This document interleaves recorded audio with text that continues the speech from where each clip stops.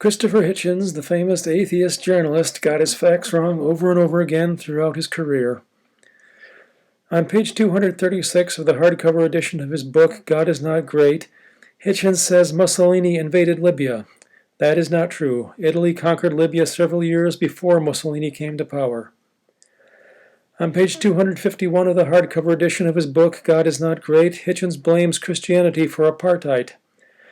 He presents no evidence to back up that idiotic claim. Did he seriously think that if the Dutch settlers had all been atheists, they would have loved the blacks? Why in the world would that have changed anything? On page 259 of the hardcover edition of his book, God is Not Great, Hitchens mentions atomism, the theory that all the stuff in the universe is made of atoms. He says, quote, "Atomism was viciously persecuted throughout Christian Europe for many centuries," unquote. Naturally, he presents no evidence to support that claim.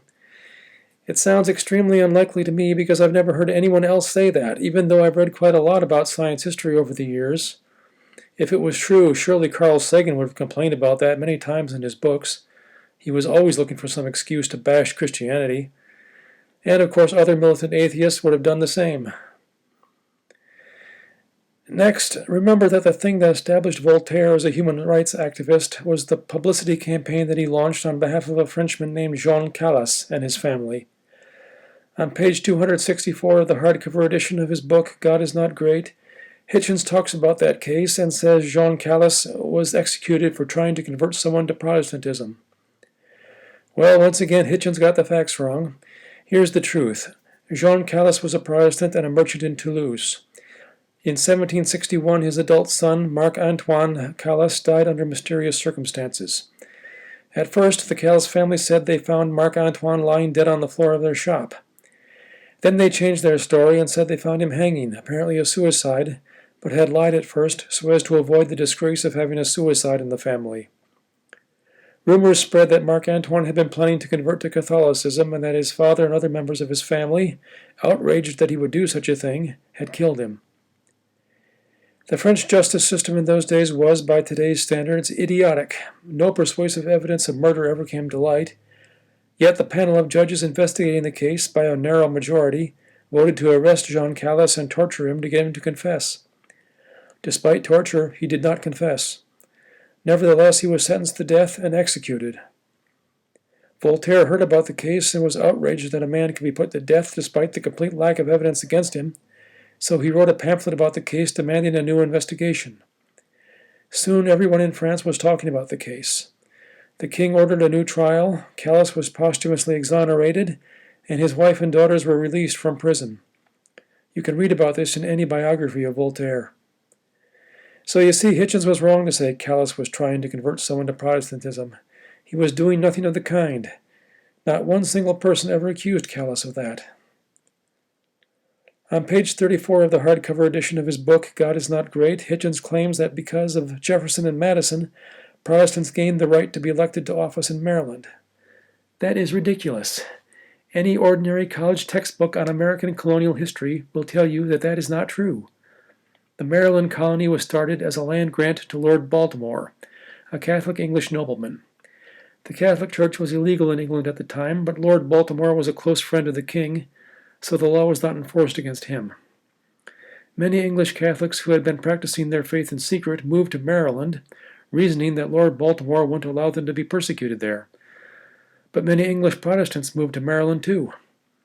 In 1649, to resolve the situation, the top people in the colony enacted the Toleration Act, which granted freedom of worship to all Christians, but still the official state church of Maryland was the Church of England, a Protestant group, and that is how matters stood in 1776. Protestants had been given the right to be elected to office in Maryland long before Jefferson and Madison were born. Any history professor who specializes in American colonial history can tell you about this.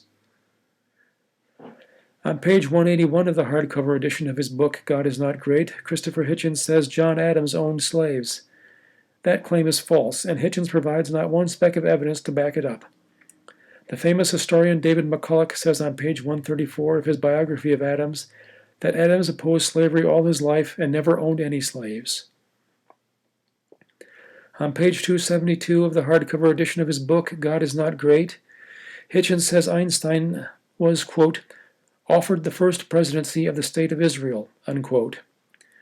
Wrong again, Mr. Hitchens. The first president of Israel was Chaim Weizmann. In 1952, Weizmann died, and only then was the job offered to Einstein, who turned it down because he didn't want to get into politics. At www.slate.com on June 29, 2009, Hitchens published a column in which he claimed that North Vietnam offered the United States a better peace deal in 1968 than the one Nixon agreed to in 1973. That claim was a lie, and Hitchens presented not one speck of evidence to support it. If he believed that, somebody must have told it to him, so why doesn't he tell us who that person was? To see the truth, look at the book Without Honor, American Defeat in Vietnam and Cambodia by Arnold R. Isaacs, a journalist for the Baltimore Sun who spent years covering the fighting in Indochina. On page 504, Isaac writes that the critics who say Nixon could have gotten a better deal, or just as good a deal, years earlier, are simply talking rubbish. Not until October 1972 did the North Vietnamese drop their preposterous demand that South Vietnamese President Nguyen Van Thu had to resign as part of the peace deal. On page 179 of the hardcover edition of the book God Is Not Great, Christopher Hitchens says religion imposed slavery on the United States. That is a barefaced lie. Slavery was caused by greed, not by Christianity. You can read the truth in an article by a lady named Catherine Cameron in the December 2017 issue of Scientific American magazine. The Native Americans in what is now the United States owned lots of slaves even before the whites arrived on the scene. There were plenty of tribes in which the most respected men were the ones who owned the most slaves. So how can Christianity be the cause of slavery when slavery was common among people who knew nothing about Christianity? Slavery existed all over the world long before Christianity did. Was Hitchens really so stupid that he didn't notice that? On page 45 of his book, No One Left to Lie To, Hitchens said a man named Derville Patrick eventually became the head of the Civil Rights Division in the Justice Department when Clinton was president. The truth is that man's first name is Duvall, spelled D as in Dakota, E-V-A-L, not Derville. You can look him up in Wikipedia. When I was in journalism school, we were given an automatic F on any assignment in which we misspelled the name. On pages 272, 308, and 318 of the hardcover edition of his book, Hitch 22, Hitchens mistakenly referred to the country of Qatar as Qatar. Instead of spelling it properly, Q-A-T-A-R, he spells it Q-U-A-T-A-R. Normally an author proofreads his book to catch such mistakes. Was Hitchens too lazy to do that? Did he leave the job to somebody who never finished high school? Or did he sincerely think Qatar was the proper spelling? Take my word for it, every journalism professor in the United States would roll his or her eyes in dismay at the spectacle of a journalist misspelling the name of a country. In a similar vein, on pages 244, 316, and 397 of the hardcover edition of his book Hitch 22, Hitchens talked about the terrorist organization Al-Qaeda, but once again he put a U behind the Q. He calls it Al-Qaeda. If a Christian clergyman made a mistake like that, can you imagine how the atheists would laugh? On page 253 of the hardcover edition of his book, Hitch 22, Hitchens said the Republicans passed the 22nd Amendment to the Constitution, establishing term limits for the president, after losing 3 presidential elections to Franklin Roosevelt. I know Hitchens wasn't born in this country, but still, it is surprising to see him get a fact wrong that he could have easily looked up in an encyclopedia. Franklin Roosevelt was elected president 4 times, not 3. On page 36 of his book, No One Left to Lie To, Hitchens said Jackie Robinson began playing baseball in the major leagues when Bill Clinton was 6 years old, which would mean 1953.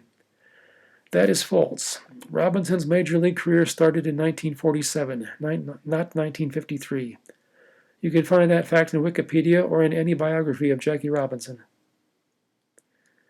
On page 109 of the hardcover edition of his book, Hitch 22, Hitchens says England's great peasant revolt occurred in 1389. Wrong again, Mr. Hitchens. It started in 1381. You can read about that in the article about King Richard II in the Encyclopedia Britannica Micropedia.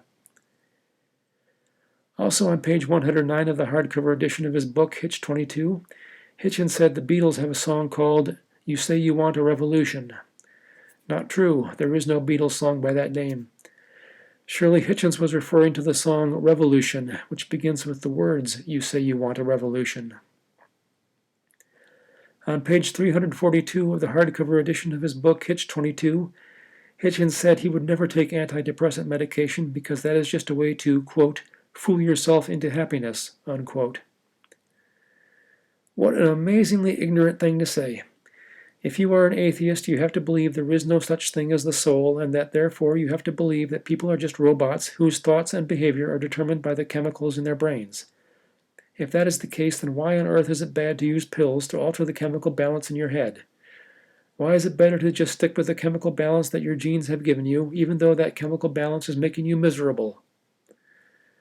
And this all is just a small sample of the mistakes that I found in Christopher Hitchens' writings. I'm amazed that Hitchens became such a famous journalist when he repeatedly got even the smallest facts wrong.